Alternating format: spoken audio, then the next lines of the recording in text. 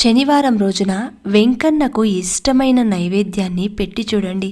ఎంతో సంతోషించి మీరు ఏదైతే కోరుతున్నారో దానిని ఆ భగవంతుడు తప్పకుండా తిరిగి ఇస్తారు.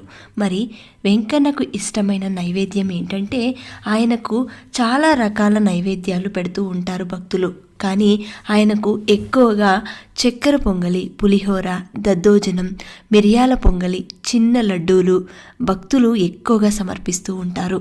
ఇంకా వారి శక్తి కొలది వడ, దోశ, జిలేబీ, పెద్ద లడ్డూలు, మురుకులు, పెద్ద పెద్ద వడలు ఇలాంటివి వారి శక్తి కొలది పెడుతూ ఉంటారు. కానీ భగవంతునికి ఎప్పుడూ కూడా భక్తితో, శ్రద్ధతో, నమ్మకంతో మీరు చేస్తున్న ఏ చిన్న పనైనా సరే ఆ భగవంతుడు స్వీకరిస్తారు. ఆఖరికి ఇన్ని నైవేద్యాలు పెట్టాలా అంటే తప్పనిసరి అయితే కాదు, చిన్న గ్లాస్లో పచ్చి పాలు పెట్టినా సరే స్వీకరిస్తారు.